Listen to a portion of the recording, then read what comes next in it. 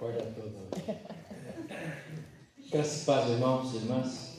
Isso é ótima felicidade, né? A criança traz sua alegria. Quisermos ter mais crianças falando aqui, correndo, né? Não atrapalha em nada, pelo contrário. Abra sua Bíblia em Romanos, seu primeiro capítulo. Nós tivemos nessa semana a celebração do dia 31 de outubro, em que nós celebramos aí o dia da Reforma Protestante, e eu achei que nós tínhamos que falar alguma coisa a respeito, meditar sobre tema tão importante e relevante da nossa fé reformada. Romanos capítulo 1, a partir do verso 16, mesmo assentados, vamos estar atentos à palavra do Senhor, que fala abundantemente aos nossos corações. Pois não me envergonho do Evangelho, porque é o poder de Deus para a salvação de todo aquele que crê, primeiro do judeu e também do grego. Visto que a justiça de Deus se revela no Evangelho de fé em fé, como está escrito, o justo viverá por fé. Verso 18 do capítulo 1 de Romanos. A ira de Deus se revela do céu contra toda impiedade e perversão dos homens, que detêm a verdade pela injustiça. Porquanto o que de Deus se pode conhecer é manifesto entre eles, porque Deus lhes manifestou. Porque os atributos invisíveis de Deus, assim o seu eterno poder, como também a sua própria divindade, claramente se reconhecem desde o princípio do mundo, sendo percebidos por meio das coisas que foram criadas. Tais homens são, por isso, indesculpáveis. Porquanto, tendo conhecimento de Deus, não o glorificaram como Deus, nem lhe deram graças, antes se tornaram nulos em seus próprios raciocínios, obscurecendo-se-lhes o coração insensato, e inculcando-se por sábios, tornaram-se loucos. E mudaram a glória de Deus incorruptível em semelhança da imagem de homem corruptível, bem como de aves, quadrúpedes e répteis. Por isso Deus entregou tais homens à imundície pelas concupiscências de seu próprio coração, para desonrarem o seu corpo entre si, pois eles mudaram a verdade de Deus em mentira, adorando e servindo a criatura em lugar do Criador, o qual é bendito eternamente. Amém.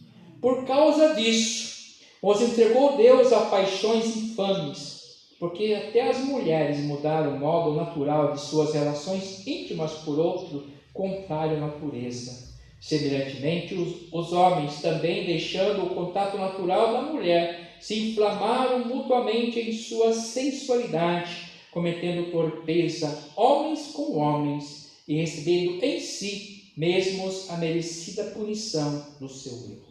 Até aqui. Pai eterno, Pai querido, te somos gratos por esse momento em que o Senhor nos trouxe à tua casa de oração de todos os povos, erigido para a tua honra, ó Deus Todo-Poderoso, para juntos aqui meditarmos na tua excelsa palavra, que ela venha de encontro ao nosso coração, porque ela é luz e lâmpada para nossos passos. Ó Deus, toma conta da nossa mente e fala conosco abundantemente, para que possamos entender a tua vontade e também proclamarmos e também testemunharmos da tua vontade. É no teu nome, Jesus, o nosso pastor, que nós oramos agradecidos. Amém. Amada igreja, eu te tinha proposto a continuar naquela série de Colossenses 1. Já fizemos 2 sermões aí sequenciais. Hoje seria o terceiro, mas fica para o próximo fim de semana, próximo encontro. Porque nessa semana a gente foi tocado por essa palavra, por esse momento histórico, e celebrando aí a Reforma Protestante. E esse versículo aqui, 16, 17, especialmente finalzinho, 17, o justo virá por fé, me fez pensar. Pois não me envergonho do Evangelho, me fez pensar que nós precisamos refletir um pouco mais sobre aquilo que motivou o reformador Martinho Lutero lá no passado, há 517 anos, 1517, que começou ali, mas começou um pouquinho antes, com o seu encontro com a palavra de Deus, com a sua insistência em entender a palavra de Deus, quando ele traduzia do latim para a sua própria língua, o alemão. Ele começa a entender e perceber o que Deus falava de fato na sua palavra, aquilo que ele não tinha tido acesso até então, mesmo sendo monge católico há muitos anos. E aí Deus começa a ser revelado pela leitura da palavra, porque a leitura da palavra de Deus, o hábito sagrado. Daí nós temos a importância, um dos pilares da reforma é somente a Escritura, só a Escritura, somente a Escritura, só a palavra de Deus tem que ser fonte do nosso conhecimento. Eu posso e devo ler outras literaturas, sim, pesquisa, estudo, mas precisamos estudar a palavra de Deus, porque o próprio Cristo já nos afirmou que vocês pecam, porque não conhecem as Sagradas Escrituras. Nós não podemos afastar. Pastor, eu já li 10 vezes a Bíblia, continua lendo. Quem sabe um dia você entende. E percebe que não podemos afastar dela. E que a cada dia que lemos, mais aprendemos. E o Senhor vai se revelando, porque aquilo que está encoberto, Ele vai se revelando. Vai revelando a mim e a você, porque não podemos ter todo o conhecimento numa hora só. Porque Deus é muito grande. Ele é muito poderoso para nós tentarmos entendermos. A ciência não consegue explicá-lo, muito menos nós. Mas Ele vai se revelando a nós para a nossa necessidade. Ele vai conversando conosco, vai dialogando com o nosso espírito. É Espírito com o Espírito Santo de Deus, com o meu espírito, com a nossa alma. Ele vai dialogando conosco, vai nos enchendo, nos aliviando, nos iluminando, nos ajudando em nossa caminhada, nos ajudando nas nossas decisões, nos abençoando, nos livrando, nos protegendo dos maus caminhos, fechando portas que não são deles. Porque quando nós lemos a palavra de Deus, Ele fala conosco abundantemente. Ele não fala meia palavra, meia frase, não, Ele fala abundantemente. Então nós precisamos abrir nossos corações e mentes e deixarmos-nos ser possuídos por essa palavra dEle. Nos permitir que Ele continue falando, me instruindo, me dando tudo aquilo que eu preciso, porque Ele fala assim: buscar primeiro em lugar o meu reino e a minha justiça, e as demais coisas nos seriam acrescentadas. É a palavra dele, não é minha, é a palavra que está registrada, que é a palavra do coração de Deus para cada um de nós. E se nós nos apropriarmos dessa palavra, nós teremos vida e não qualquer tipo de vida. Teremos abundância de vida para que possamos, inclusive, multiplicar, distribuir essa vida. É disso que se trata. O Deus, nosso Deus, é o Deus dos outros e todos. Ele é essencialmente o outro, que quer abençoar o outro, quer abençoar a todos. A todas as suas criaturas, a que Ele ama de paixão, e continua amando, e continua insistindo comigo, com você, porque não quer que você vá a lugar nenhum, que não se afaste da sua presença, que tenha um encontro verdadeiro com Ele, de fato viva para honrar e louvar o seu nome, conforme diz o Catecismo Maior, seu primeiro artigo: nós nascemos para adorar ao Senhor, e se nós não fizermos isso, seremos infelizes. Não encontraremos a felicidade, ficaremos só buscando, tentando achar que ficaremos que nem um cachorrinho correndo em torno do seu próprio rabo. Se nós nos encontrarmos com Deus e abrirmos para Ele Sua palavra e obedecermos, é claro, acima de tudo, seremos felizes se nós assim fizermos. Seremos abençoados em todos os níveis. Seremos agraciados até com o conhecimento da sabedoria, um dos dons do Espírito Santo. Conhecimento e sabedoria. Aí vamos estudar inclusive a ciência, vamos entender Deus. Vamos estudar as disciplinas desse século das culturas e vamos entender Deus. E é claro, acima de tudo, vamos ler a palavra dele e vamos também ter contato com ele. Ele continua sendo revelado àqueles que o buscam. Deus não se revela a qualquer um. Ele se revela aos seus eleitos. É um tema que estamos trabalhando na nossa quarta-feira. É um tema difícil, mais ou menos. É que nós entendemos que Deus conhece, Ele é presciente. Ele sabe aqueles que serão salvos e aqueles que não serão salvos. Ele elegeu aqueles que serão salvos. Ele não é excludente. Ele amou de tal maneira quem? A toda a humanidade, suas criaturas. mas deu a salvação àqueles que o receberam como seu Senhor. Amada igreja, hoje nós estamos nos movimentando, conectados, antenados, num mundo em confusão, num mundo em guerra. E nos importamos com o que os outros pensam. Levamos muito em conta o que os outros pensam, o que os outros dizem. Nos importamos muito com o que os outros compram, com aquilo que os outros vestem também. Estamos influenciados por uma sociedade perdida até, mas isso ainda continua nos influenciando, além do que deveria influenciar. O contexto histórico dessa carta de Paulo aos Romanos, ela foi escrita mais ou menos entre 54 a 57 Anno Domini, ano do Senhor, ou seja, mais de meio século depois que Cristo nasceu. É uma experiência do apóstolo Paulo para uma igreja. E essa carta foi escrita num tempo em que Paulo desejava muito visitar aqueles irmãos em Roma. Ele escreve aos irmãos em Roma. É uma carta de Paulo, crente, aos seus irmãos crentes que estão em Roma, lá na Itália. O centro, o coração pujante, político-religioso do planeta naquele tempo. E ele tinha uma igreja lá, mas ele não conseguia visitar. Lá onde a fé cristã tinha se estabelecido, na capital daquele império. E naquele momento o imperador Cláudio, diz o historiador Suetônio, que foram expulsos de Roma os judeus, por causa do quê? De um tal de Cresto, segundo o historiador da época. E é claro que nós sabemos que era Cristo. E os judeus lá e os gentios que compunham aquela igreja, proclamando essa palavra, pregando a boas novas, e o imperador Cláudio achou que era um certo tumulto, porque o Deus daquele império era ele mesmo, César. O César Cláudio. César Cláudio. Então ele expulsou os judeus de lá. Não me adoram, então somem daqui. Aqui é minha cidade, minha capital, meu império. E expulsou os judeus de Roma por conta do Cristo.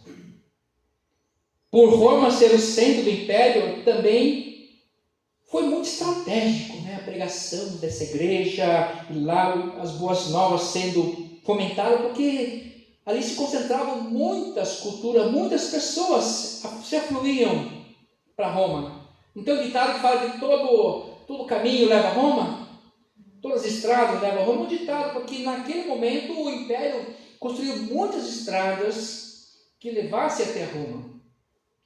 Se a gente olhar hoje o mapa de Roma, você vai ver assim que as ruas são bem assim, tangenciais a um centro. Por quê? Porque para lá fluíam as riquezas daquele império. Para lá fluíam fortunas das invasões, das expoliações, das destruições promovidas por aquele império.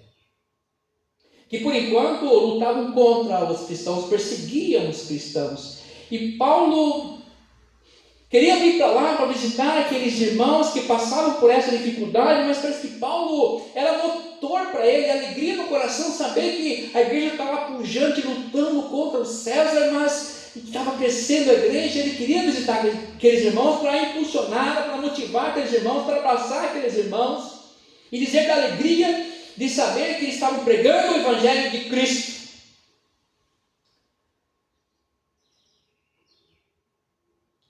Havia ali certa divisão entre aqueles cristãos, judeus e gentios, convertidos ao Evangelho. Mas os judeus permaneciam fiéis a algumas tradições. Já os gentios, que não tinham tradição nenhuma, se permeava mais pelas boas novas, a tradição ensinada pelos apóstolos, no partir do pão e nas orações. E aí se dividiam quando os cultos aconteciam nas casas. Aí se diferenciavam.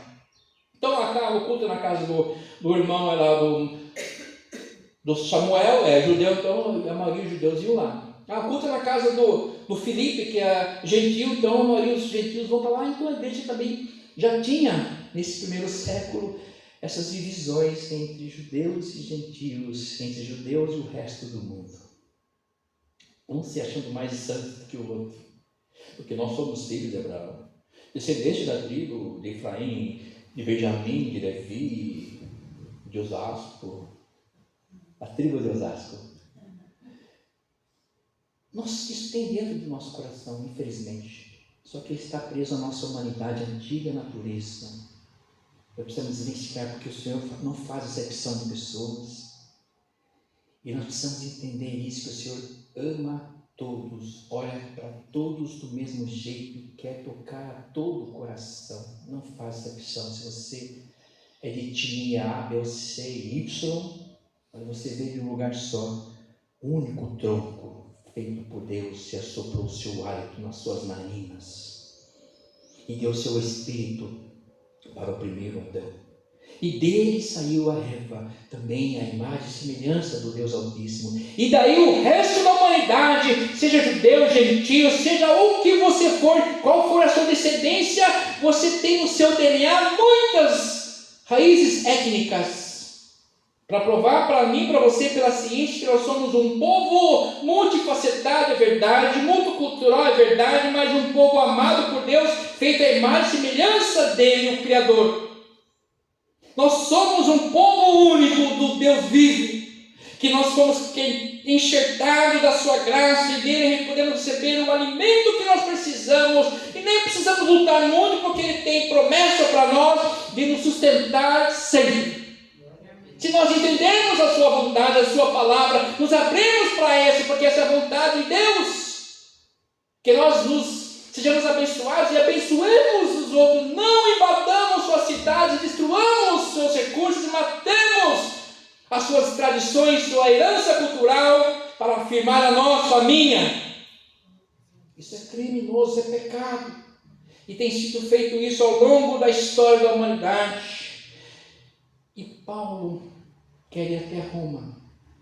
E nesse momento achamos que ele escreveu a carta quando estava em Éfeso, hoje Éfeso ali na região de Istambul, Turquia. E ele queria estar rumo à Europa, ele queria ir para a Espanha. Mas é claro que antes de chegar à Espanha tem que passar pela Itália. Você conhece o mapa, né? Se não, consulte lá os mapas. Digita lá no Google, lá, mapa do mundo. Você está em Istambul, aí você vai passar, eu quero ir para a Espanha, só que no meio tem o que? A Europa toda, e ele queria chegar em Roma. Foi o que ele fez. Mas antes de ir para a Espanha, ele quis passar em Roma. É estratégia missionária. Ele queria pregar até a Espanha, porque a Espanha fica lá, pertinho de Portugal, quase beirando já o Oceano Atlântico. A estratégia, ir pregando, chegar, puxa, acabou o oceano, e eles não sabiam que tinha mais coisa do outro lado do Oceano Atlântico. Isso só vai acontecer no século XV. Vocês conhecem a história dos descobrimentos, né? Estamos aqui no primeiro século.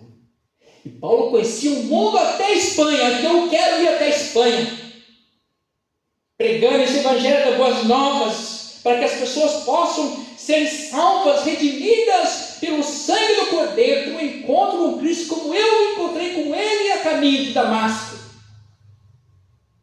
É claro que eu caí do cavalo naquele período, mas eu tive nova visão. Deus me mostrou o mundo ao meu redor. Deus me mostrou quem eu era, o que tinha feito, quantas besteiras eu tinha feito. Me entristeci, fiquei 3 dias morto, cego, em Damasco. Até que me foi recobrada a visão e eu já comecei a sair para pregando o evangelho, as boas novas do evangelho que me alcançou. Apesar dos tumultos causados pelo evangelho, Paulo afirma: não me envergonho do evangelho, pois é o poder de Deus para transformar a vida humana para a salvação, tirar das trevas pessoas para arremessar as pessoas para a eternidade. E é por isso aqui que ele já se apropria nos primeiros versos dessa carta. Eu não me envergonho. Eu sei que tem muito tumulto acontecendo lá, e o imperador Cláudio, ele está expulsando os nossos irmãos, e aí as pessoas ficam com medo e ficam rechaçando o evangelho, não querem fazer parte daquele grupinho lá que segue o tal do Cristo, e nossa, não tem que se esconder, não posso levar. Eu não me envergonho. Não tenho vergonha de falar que eu sou cristão. Aquele mesmo que foi morto na Judéia, foi crucificado lá. Mas saibam todos que ao terceiro dia ele ressuscitou. Então, quando ele fala, eu não me envergonho do evangelho, está falando com a sociedade incrédula. O centro do mundo, está falando para o mundo inteiro. Roma é o centro do Império Romano, um dos impérios mais poderosos, que nós tivemos na história da humanidade. E ele bradou, não me envergonhe do evangelho, porque é o poder de Deus, para salvar, para perdoar os pecados, para colocar o homem perdido na eternidade. Não é o poder do homem, é o poder de Deus. Não é o poder do imperador, é o poder de Deus. Por isso que não me envergonha, é o poder de Deus. Deus está sobre todos. Pilatos, quando estava com Cristo ali, horas antes da sua crucificação, disse, olha, eu tenho poder para te livrar, então conversa comigo. Jesus falou assim, filhão, você não tem poder algum, a não ser aquilo que o Pai do céu te deu. Faça o que você tem que fazer aí. Ninguém dá morte para o Senhor. Ele é o Deus, Ele é o Senhor. Não há poderoso no mundo inteiro que seja superior a Deus. E ninguém vai fazer nada daquilo que o Senhor não permitir. Ele tem poder para perdoar pecados, mudar o rumo das vidas e trazer a verdadeira paz. É o poder de Deus. Nenhum império pode perdoar pecados, nenhum imperador pode trazer a paz. Só fazer guerras. Isso nós temos assistido hoje no nosso mundo. É o poder de Deus para mudar vidas, a minha vida e a sua vida. É o poder que dá sentido real para a nossa vida, para a nossa história. Ele começa a nos colocar diante de uma nova história. É o poder que muda tudo. Agora é uma história relevante, com consciência diferente. Porque é o poder, não é qualquer coisa, é o poder de Deus. A palavra de Deus é o poder de Deus. É aquilo que nós ansiamos, aquilo que nós queremos é o poder. É a transformação de vida, de caminhada, de consciência, de atitude, de gestos, de posturas. Eu não quero fazer isso, porque se eu fizer isso eu vou dar braço torcer. É o poder de Deus que nos quebranta, que muda nossas atitudes, porque agora nós servimos a Deus, e não a homem nenhum, a nenhum império. É o poder de Deus. Eu acho que isso dava muita força para Paulo. Não teve medo do império. E ele, como cidadão romano, ele sabia do poder do império. Que ia conquistando. A todo custo. O Senhor quer, com o seu poder, nos dar uma nova história, mudar a vida, mudar o rumo, o sentido, os sentimentos. Ele quer mudar os objetivos da sua vida. Para que você existe? Qual é o objetivo da sua vida? Eu já perguntei aqui, eu tenho certeza que mexeu com você. Eu vou perguntar de novo, qual é o objetivo da sua vida? Qual é o seu projeto de vida? Não me diga que é se aposentar, esperar a morte, que isso é muito pequeno. Porque o poder de Deus pode mudar a nossa história, independente da nossa idade, fazermos muitas coisas relevantes para nós e para a sociedade. O nosso projeto de vida tem que passar pelo projeto de Deus, o objetivo que é mudado porque o poder de Deus nos muda. E o que eu posso fazer agora com esse poder que muda a minha vida, me coloca diante de uma humanidade perdida? Muitas coisas. Em meu nome farão coisas grandiosas, disse o Senhor. maiores que eu já fiz. Ele está lançando esse desafio para mim e para você. Não pense que já acabou tudo, não. Você nem começou ainda, de fato. Tem muito que acontecer, muita água para passar debaixo dessa ponte. Do que hoje você tem vergonha? Que te coloca em situação assim meio constrangedora? Pode ser que algumas coisas nos constranjam, né? Que hoje nos envergonha.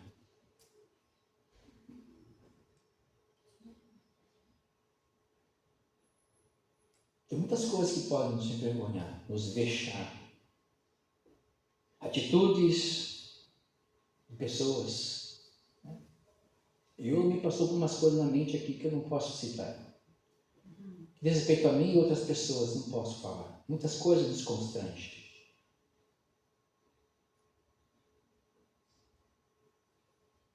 Mas se uma dessas coisas for o Evangelho, de fato, nós não nos encontramos, não conhecemos o Cristo.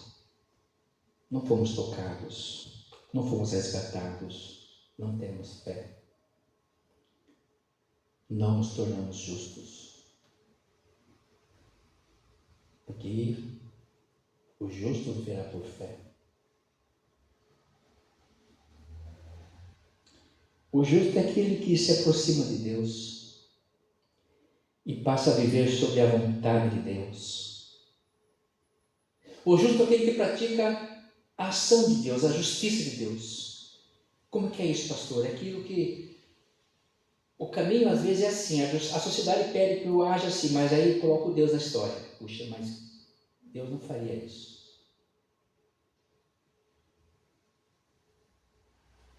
Eu tenho essa situação X aqui para responder. Na sociedade, perante as leis, está tudo certo, mas coloca Deus na história agora. E perante seu Deus. Aí eu me lembro, eu escrevi um artigo essa semana, publiquei no grupo, espero que você tenha lido, carta aberta aos jovens, leia e republique, porque a palavra de Deus para os jovens de hoje. Às vezes eu tenho que fazer que nem o José do Egito, que diante de uma situação, de uma tentação, de adultério, ele fugiu, jovem, saudável. E a mulher que estava na frente dele devia ser muito linda, cheirosa, mas ele fugiu. Às vezes pela lei dos homens, pela sociedade, nossa, seria bom, seria um bobão, né, José? Não, porque eu não posso pecar contra Deus nem contra o meu Senhor, o seu esposo. Fugiu. Então nós precisamos colocar Deus na nossa história. Eu estou sozinho aqui com o ciclano ou ciclana. O que normalmente aconteceria? Vamos colocar Deus na história. É disso que se trata. Se nós nos envergonhamos ou não do Evangelho. Porque o Evangelho está posto como norma, sim, como regra, sim, mas para que haja vida, paz e alegria de espírito. Que com o pecado vem tudo ao contrário, trevas, tristeza, angústia, doença, perdição, mau exemplo, mau testemunho.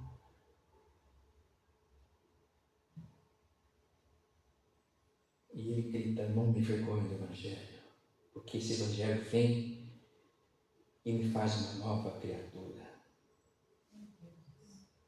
O justo é aquele que se aproxima de Deus e passa a viver sob a sua vontade. Não sou mais eu que vivo, mas Cristo vive em mim. Vamos praticando a justiça de Deus, fazendo as coisas certas, honestas, puras. Viver em fé, revelar a justiça, o amor, a paz de Cristo em nós. O justo viverá por fé, porque é o poder de Deus. A fé é a firme convicção das coisas que nós não vemos, mas cremos e esperamos. O justo vive por fé, nenhuma outra coisa. O que move hoje o nosso coração? Os bens? a saúde, o dinheiro, tem que ser o Espírito Santo de Deus que deva mover o nosso coração.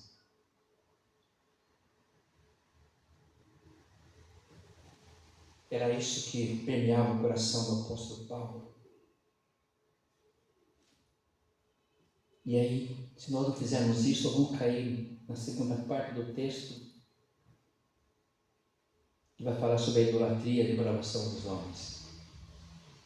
Mas não vou entrar aqui hoje, porque a gente já conhece bem isso.